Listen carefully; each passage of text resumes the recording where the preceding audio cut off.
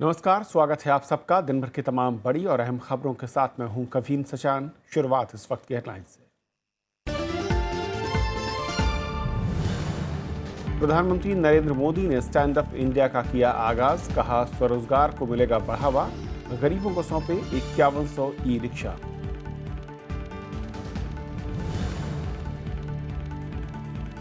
Panama दस्तावेजों पर भारत समेत दुनिया भर में खलबली, रिजर्व बैंक ने कहा खातों की वैधता की होगी जांच, चीन ने बताया पश्चिमी मीडिया का प्रोपेगेंडा।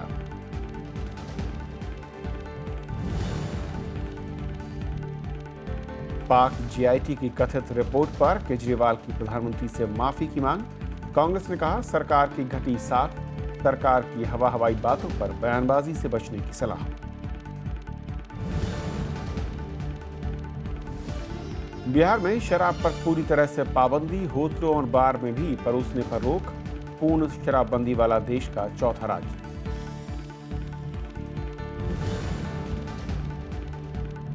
और महाराष्ट्र के मराठवाड़ा और विदर्भ में सूखे से बिगड़े हालात, लातूर और परभणी जिले में धारा 144 लागू, राजस्व मंत्री एकनाथ खड़से ने लिया हालात का जायजा।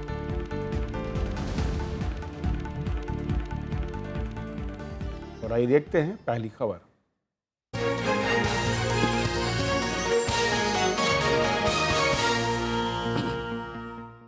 पनामा से लीक दस्तावेजों पर दुनिया भर में राजनीतिक बवंडर खड़ा हो गया है। रिजर्व बैंक ने कहा है कि खातों की वैधता की जांच करना पहला काम होगा। वहीं कांग्रेस और बीजेपी के बीच कालेधन को लेकर बयानबाजी भी शुरू हो गई है। पनामा की लॉ फर्म से लीक दस्तावेजों ने दुनिया भर में हलचल मचा दी है। वित्त मंत्रालय की ओर से मल्टी एजेंसी जांच टीम बनाने के एक दिन बाद रिजर्व बैंक ने सभी नामों की गहराई से जांच करने की बात कही है। It is important to note that there are legitimate reasons also to have accounts outside. The LRS scheme allows you to take money out. We have to see what is legitimate and what is not legitimate. सोमवार को आई खबरों के मुताबिक leak दस्तावेजों में 500 भारतीयों के नाम हैं। इनमें राजनेताओं से लेकर उद्योगपति और बॉलीवुड की बड़ी हस्तियां शामिल हैं। कांग्रेस ने आरोप लगाया है कि सरकार ने काले धन पर खोखले वादों के सिवाय कुछ नहीं किया। बीजेपी ने पलटवार करते हुए कहा कि कांग्रेस को अपना रिकॉर्ड देखना चाहिए। After coming into power, they have only been talking about foreign money in foreign accounts. Actual real work is zero. Let us now see that with so many names in the last 2 years, what have they done? And let us now see what they will do, apart from promises, tall claims and rhetoric. There was a time when for 2.5 long years, despite the fact that the Supreme Court wanted an SIT on black money, the government which is complaining today, the spokespersons of the then government who are complaining today, did not want to have an SIT. They went for a review petition against the Supreme Court's verdict rather. Bharat के अलावा France, Australia, New Zealand, Austria, Sweden और Netherlands ने भी जांच शुरू कर दी है। उधर आइसलैंड में 10,000 लोगों ने प्रधानमंत्री सिग्मुंडुर डेविड गुनलौगसन के खिलाफ प्रदर्शन किया। प्रधानमंत्री की पत्नी पर आरोप लगा है कि उन्होंने टैक्स हेवन वाले देशों में कंपनी खोलकर कर की चोरी की। चीन ने इसे पश्चिमी मीडिया का प्रोपेगेंडा बताया और इससे जुड़ी खबरों पर पाबंदी लगा दी है। चीन के राष्ट्रपति शी जिनपिंग पर आरोप लगा है कि उनके रिश्तेदारों ने टैक्स हेवन वाले देशों में कंपनियां बनाकर कर की चोरी की। रूस ने भी इन खबरों को गलत बताया है। दस्तावेजों में नाम आने के बाद पाकिस्तान के प्रधानमंत्री नवाज शरीफ के बेटे हुसैन नवाज ने भी सफाई दी। आज भी जो है ना, शरीफ खानदान का हर फर्द जो है यहाँ पे पाकिस्तान में टैक्स देता है। शरीफ खानदान जो है सिर्फ नवाज शरीफ का नाम नहीं है, उनके भाई, उनकी बहन, उनके बच्चे, आगे उनके बच्चे, ये सब शरीफ खानदान है। ये जानकारियां पनामा की लॉ फर्म मोसाक फोंसेका से लीक दस्तावेजों के आधार पर सामने आई है। ये दस्तावेज जर्मनी के एक अखबार से होते हुए international consortium of investigative journalism के पास पहुंचे। दस्तावेजों में इसका जिक्र है कि रसूखदार लोग किस तरह अपनी संपत्तियों को छिपाते हैं ताकि उन्हें टैक्स नहीं देना पड़े। Bureau report, Rajya Sabha TV. और इस बीच पनामा लीक मामले में नाम आने पर अमिताभ बच्चन ने सफाई दी है। उन्होंने कहा कि उन कंपनियों से उनका कोई लेना देना नहीं है जिसका जिक्र रिपोर्ट में है। उन्होंने अपने नाम के दुरुपयोग होने की बात भी कही है। और इस पूरे मसले पर और बातचीत करने के लिए हमारे साथ हरवीर सिंह हैं, एडिटर हैं moneyभास्कर.com से। हरवीर, स्वागत है आपका। सबसे पहले तो ये जिस तरीके से 1 करोड़ 15 लाख दस्तावेजों की बात हो रही है, कितनी ऑथेंटिक इसको माना जाए, क्योंकि अब कई देश हैं, चीन है, रूस है और कई देशों ने कहा है कि एक प्रोपेगेंडा है जो कि पश्चिमी मीडिया जो है उसे फैला रहा है। असल में देखिए, इसको बहुत आइसोलेशन में हम लोग नहीं देख सकते। पहले भी जो लिस्ट जारी हुई, लिचेंसन से लिस्ट आई, HSBC की लिस्ट लीक हुई और आपका विकीलीक्स आया, तो ये दस्तावेज जो इस तरीके के सीक्रेट डॉक्यूमेंट्स हैं और ये सीधे सीधे बड़े बिजनेस हाउसेस और जो पॉलिटिकल पावर है बड़ी, उनसे जुड़ते हैं। और लगातार जब एक बार आप कह सकते हैं कि हाँ इसमें है और जांच होती है, कुछ तथ्य सामने भी आते हैं, दूसरे दस्तावेज को आप इस तरह से नहीं कह सकते। और ये फैक्ट है, ये सारी दुनिया के जो जितने भी बड़े पॉलिसी मेकर्स हैं, सेंट्रल बैंक्स हैं, इकोनॉमिस्ट हैं, सबको पता है कि बहामास हो या आपका वर्जिन आइलैंड हो, पनामा हो या इस तरीके के जो जगह है, वहाँ पर टैक्स चोरी के लिए इस तरीके से कंपनियां फ्लोट की जाती हैं। कई तरीके के टैक्स मामले भी आए हैं, किस तरीके से राउंड ट्रिपिंग करके कहीं और कंपनी खोल के टैक्स हेवन में खोल के और दूसरी कंपनी का एक्विजिशन कर लिया। हमारे यहाँ तो बड़े जो MNCs हैं, कॉर्पोरेट्स हैं, उनके साथ इस तरह के केसेस चल रहे हैं। तो इशू ये है कि इसमें जो डॉक्यूमेंट्स सामने आए हैं वो कोई डॉक्यूमेंट्स ऐसे नहीं है कि अचानक कहीं से मैन्युफैक्चर्ड डॉक्यूमेंट्स हों। ये तो वहाँ की जो लॉ फर्म थी उसके यहाँ से दस्तावेज लीक ही हुए और ये कहीं ना कहीं इसमें जब आगे इन्वेस्टिगेशन होगा तो ये हवाबाजी नहीं है कोरी, इसमें आपको तथ्य मिलेंगे। लगातार इस बात की बातें सामने आती हैं कि जो टैक्स हेवन है, क्यों उसमें जाकर के लोग पैसा वहाँ पे छुपाते हैं। जो शक या आशंका है या रूस की ओर से बयान है, चीन का मैं कहूँ, उनका कहना है कि अमेरिका या फिर जो यूरोपियन कंट्रीज़ हैं वहाँ के किसी भी बड़ी शख्सियत या बड़े नाम इसमें नहीं हैं, इसलिए उनको लगता है कि यहाँ पर जानबूझकर कुछ देशों को और कुछ नेताओं को, कुछ हस्तियों को टारगेट किया गया है। देखिए, उनका मेरे ख्याल से जिस तरीके से उनके जो शीर्ष नेतृत्व है उसके या उनसे जुड़े हुए लोगों के नाम सामने इसमें आए हैं, और एक ये कहीं ना कहीं अगर हम बहुत इसको गहराई से देखें भी तो मीडिया का एक डिवीज़न तो दुनिया में है। पिछले दिनों अक्टूबर में मैं गया भी था रशिया में, एक मॉस्को में जो एमर्जिंग इकोनॉमीज़ हैं, जो ब्रिक्स कंट्रीज़ हैं, उनका एक मीडिया फोरम डिस्कशन में ये बातें आई थी किस तरीके से जो पश्चिमी देशों का प्रोपेगेंडा मीडिया है उसको काउंटर करने के लिए या तथ्यों को सही तरीके से सामने लाने के लिए उसमें हम लोग एक क्यों ना एक इस तरीके का पहल शुरू करें। उसमें रशियन टीवी और वहाँ का जो ऑफिशियल मीडिया एजेंसी वो सब था, शिन्हुआ था, चाइना डेली के लोग थे, ब्राज़ील से लोग थे, आपका साउथ अफ्रीका से लोग थे। तो ये कहीं ना कहीं एक डर तो है, ये इसमें कोई दो राय नहीं है कि जिस तरीके से मीडिया का एक वॉर चलता है और उसमें कहीं ना कहीं हम छोटे स्तर पे कहें या एक ग्लोबल स्तर पर भी कहें, मीडिया का उपयोग होता है। चुनिंदा इन्फॉर्मेशन पास ऑन की जाती है, कुछ छुपा ली जाती है। हो सकता है कि इसमें कुछ इन्फॉर्मेशन ऐसी हो जो अभी सामने आना बाकी है, लेकिन आप उसको सीधे सीधे नकार नहीं सकते क्योंकि इसमें सिर्फ पश्चिमी मीडिया नहीं है, बाकी जो देश हैं उनका भी मीडिया शामिल है। और एक तरीके से ये एक इंडिपेंडेंट ग्रुप है जिन लोगों ने मिलकर ये इन्वेस्टिगेशन किया, और ऐसा नहीं है कि बिल्कुल उन्होंने कहीं से निकाल लिया। उनके पास जो दस्तावेज आए उन्होंने उसको शेयर किया, इन्वेस्टिगेट किया, उसके बारे में बाकी पड़ताल की, कौन लोग हैं, कैसे हैं। और हम इसमें क्यों भूल जाते हैं कि जब हम लोगों ने फॉरेन एक्सचेंज मैनेजमेंट एक्ट बनाया, उसके पहले जो फेरा था और मनी लॉन्ड्रिंग, उसको फिर दो हिस्सों में तोड़ा, फेमा और मनी लॉन्ड्रिंग में। उसके पहले इतनी पाबंदियां, इतनी सख्ती थी देश से बाहर पैसा भेजने में या बाहर से भी पैसा आने में, बहुत सख्ती थी। तो उस वक्त भी पैसा बाहर गया और इसमें कोई इस बात को नकारता ही नहीं है कि हमारे देश से इतना बड़ा ब्लैक मनी जो है अगर वो बाहर है, वो कैसे गया। उसमें देखिए पूरा उसमें कॉर्पोरेट और बिजनेस इन्वॉल्व होता है, क्योंकि अंडर इनवॉइसिंग, ओवर इनवॉइसिंग या फिर इसमें भी जिस तरह से निकल के आ रहा है कि जो डिफेंस की जो उसमें कमीशंस हैं वो सारी चीज़ें हैं।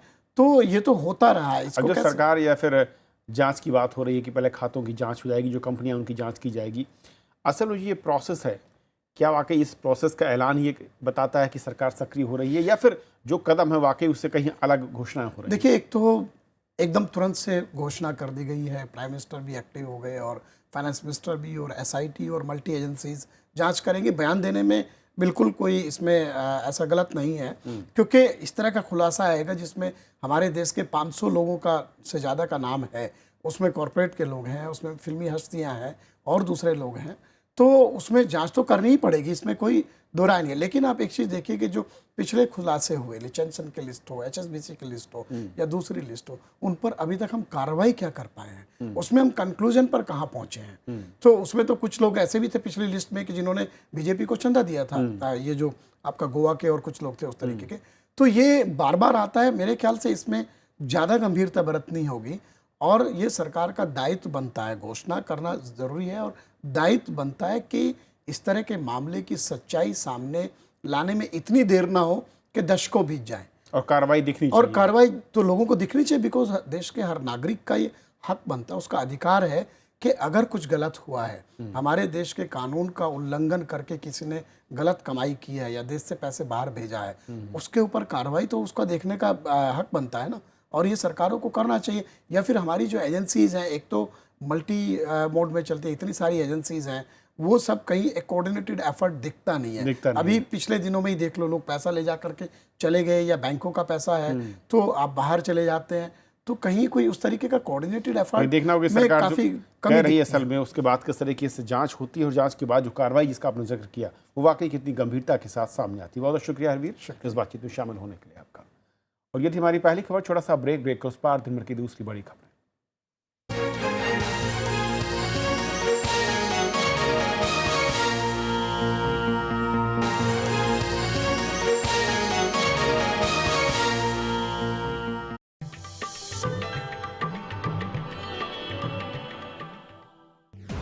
MC मैरी कॉम सफलतम भारतीय महिला मुक्केबाज, विश्व चैंपियनशिप में 5 स्वर्ण और 1 रजत, लंदन ओलंपिक्स में कांस्य और एशियन गेम्स में कांस्य पदक विजेता। 5 फीट 2 इंच लंबी मैरी को किया जाता है दुनिया की सफलतम महिला मुक्केबाजों में शुमार। खेलों में वरिष्ठ योगदान के लिए उन्हें मिले हैं पद्म भूषण, अर्जुन अवार्ड और राजीव गांधी खेल रत्न पुरस्कार।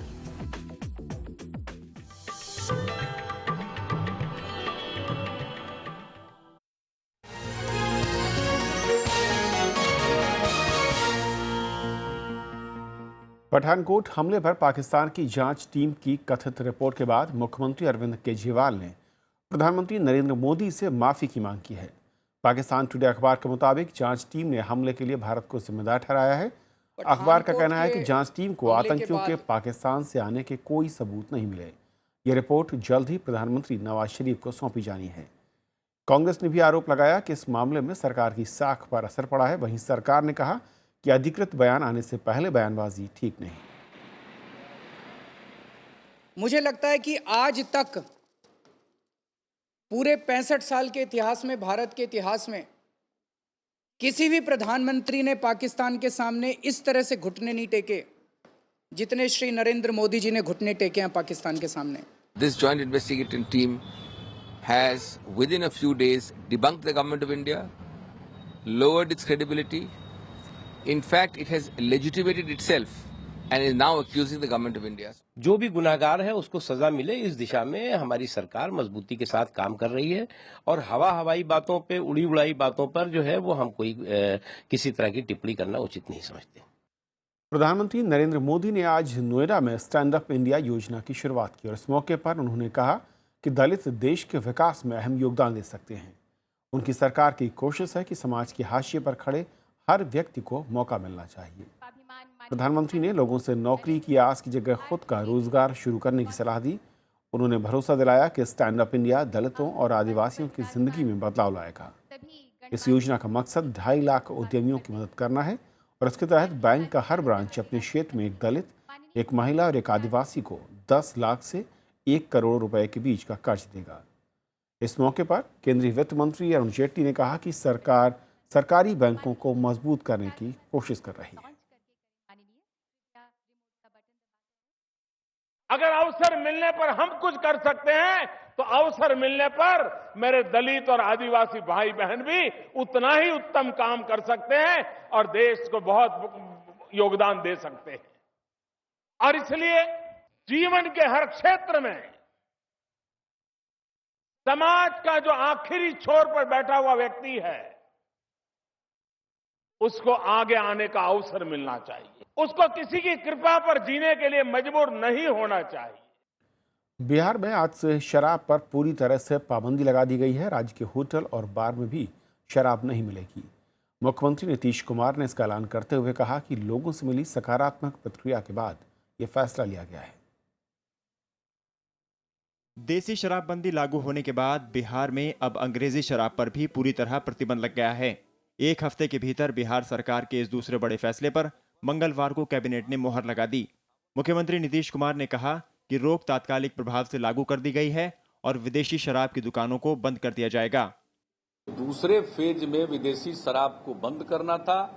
4 दिन का ही अनुभव ऐसा है कि पूरे बिहार का एक वातावरण इतना अनुकूल बन चुका है शराबबंदी के कि अब हम लोगों ने आज से यह निर्णय किया है कि अब आज से तत्काल प्रभाव से विदेशी शराब भी बंद। बिहार में होटल और बार में भी शराब नहीं परोसी जाएगी और न ही किसी को लाइसेंस दिया जाएगा, लेकिन सेना की कैंटीन में पहले की तरह ही शराब मिलेगी। चाहे वो होटल हो, बार हो, क्लब हो, कहीं भी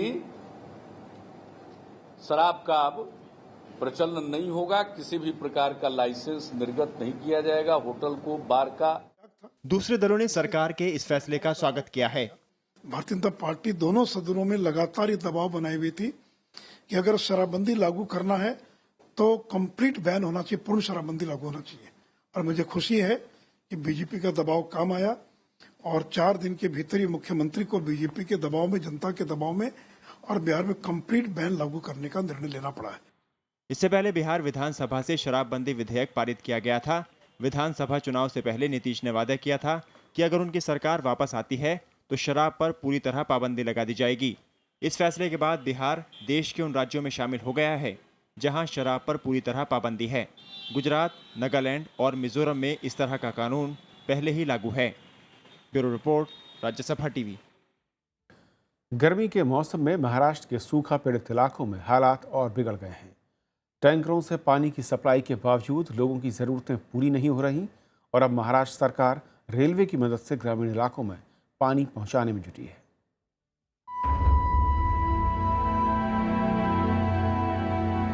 सूखे जलाशय, खाली बर्तनों की कतार और पानी के टैंकर्स का इंतजार।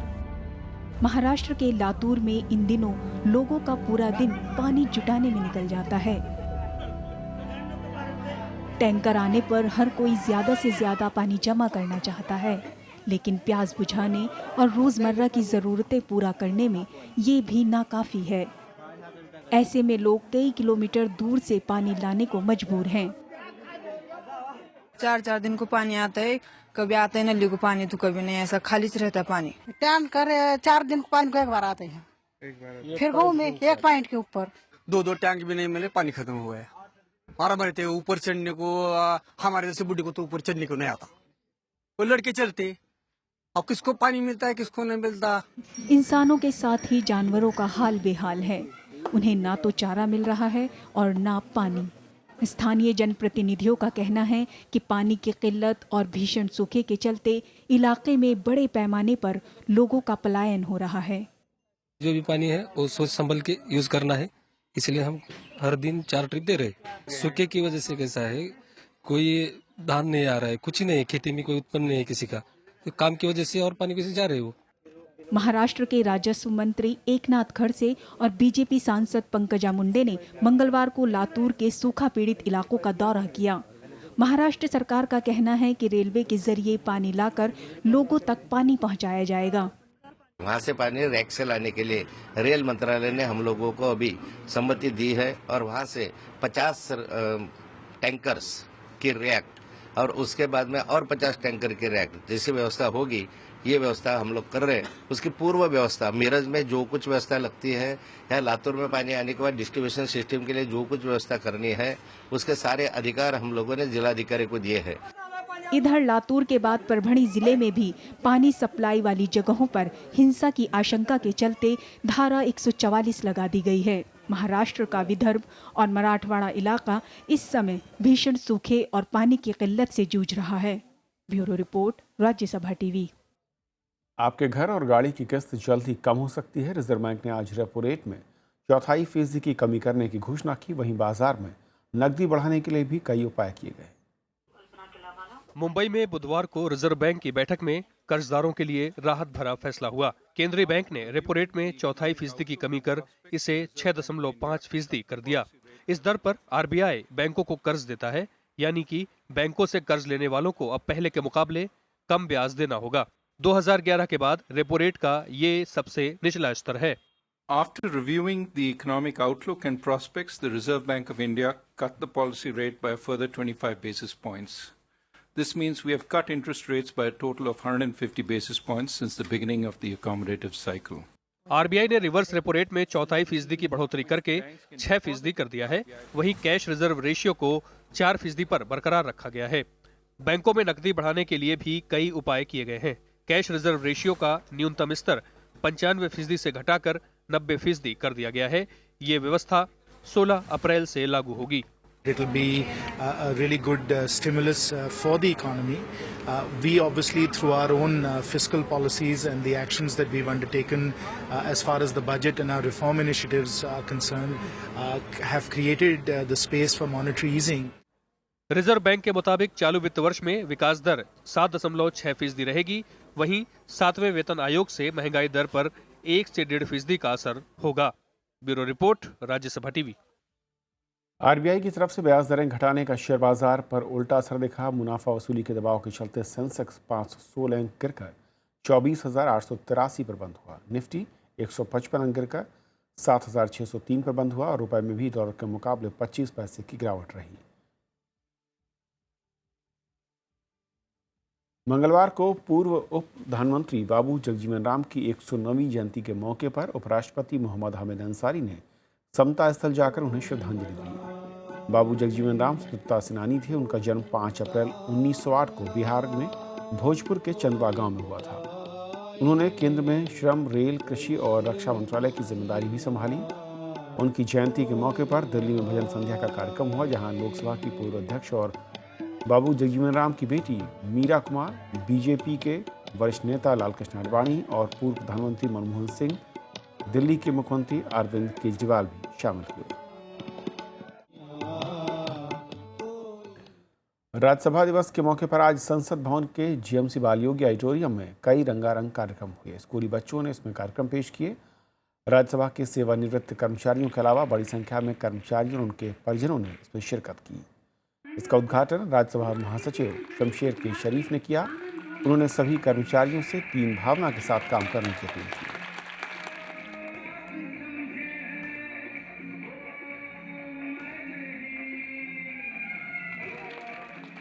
काम करने का अपना अपना तरीका निकालिए, because if you work as a team you will find that you are most satisfied, and if you don't work as a team ultimately in life you will find you are the most dissatisfied. देश की सबसे तेज रफ्तार की train गतिमान express आज से शुरू हो गई। दिल्ली से आगरा के बीच चलने वाली इस गाड़ी को रेल मंत्री सुरेश प्रभु ने झंडी दिखाकर रवाना किया। ये 160 किलोमीटर की रफ्तार से 100 मिनट में अपना सफर पूरा करेगी। रेल मंत्री ने कहा कि इससे जो अनुभव मिलेगा वो रेलवे की तरक्की के लिए बेहद अहम होगा।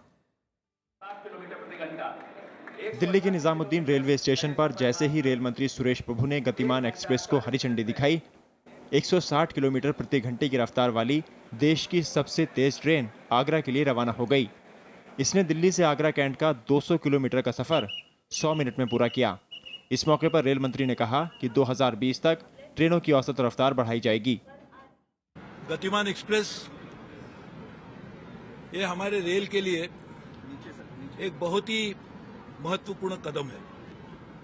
हमने ये तय किया है कि पूरे देश में चलने वाली जितनी भी गाड़ियां हैं वो सभी रेलगाड़ियां आज के ज्यादा स्पीड से चले।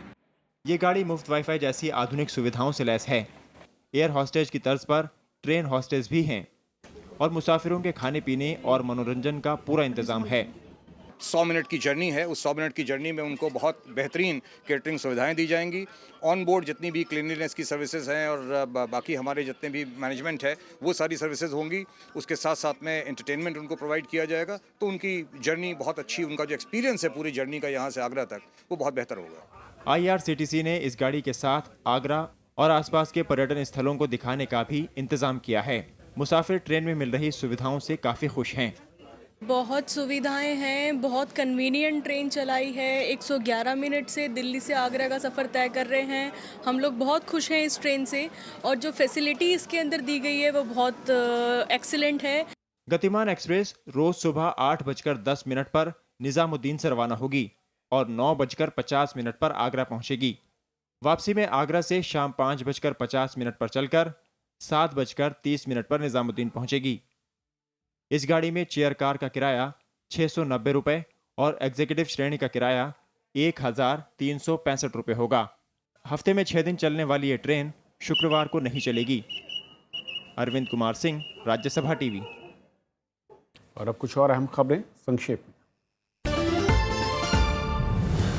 सुप्रीम कोर्ट ने लोढ़ा कमेटी की रिपोर्ट को लागू न करने पर बीसीसीआई को कड़ी फटकार लगाई है। कोर्ट ने बीसीसीआई से कहा है कि आपने खेल के विकास के लिए कुछ नहीं किया।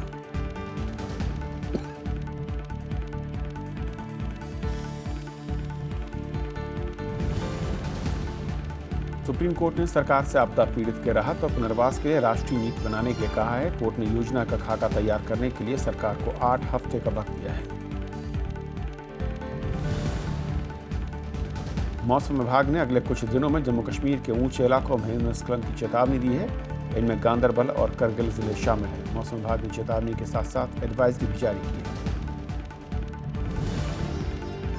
देश के ज्यादातर इलाकों में पारा अभी भी 40 के पार पहुंच चुका है और तेलंगाना में पिछले 1 महीने में भीषण गर्मी और लू से 55 लोगों की मौत हो चुकी है। अकेले महबूब नगर जिले में 28 लोगों की मौत हुई है। अमेरिका पाकिस्तान को 9A H-1Z वाइपर हेलीकॉप्टर बेचेगा। इन हेलीकॉप्टरों की कीमत 170 मिलियन अमेरिकी डॉलर बताई गई है। इससे पहले ओबामा प्रशासन ने भारत और कुछ अमेरिकी संस्थाओं के विरोध के बावजूद पाकिस्तान को 8 F-16 लड़ाकू विमान बेचने का ऐलान किया था।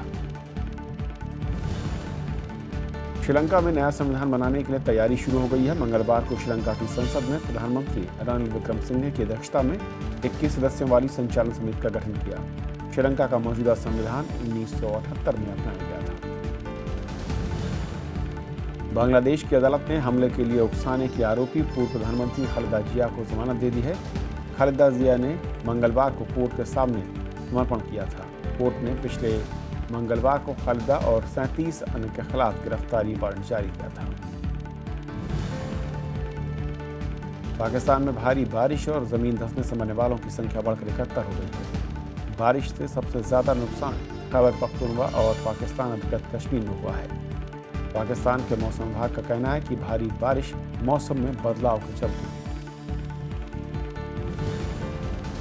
अफगानिस्तान के परवान प्रांत में बम धमाके में 6 लोगों की मौत हो गई जबकि दर्जनों लोग घायल हो गए। धमाका सियागई के एक स्कूल के पास हुआ। परवान प्रांत के गवर्नर ने इसकी जानकारी दी। विकेटकीपर बल्लेबाज सरफराज अहमद पाकिस्तान की T20 क्रिकेट टीम के कप्तान होंगे। उन्हें शाहिद आफरीदी की जगह कप्तान बनाया गया है। रविवार को खत्म हुए T20 टूर्नामेंट में टीम के खराब प्रदर्शन के चलते शाहिद को कप्तानी से हटा दिया गया था। तो खबरों के आज के सफर में इतना ही। नमस्कार।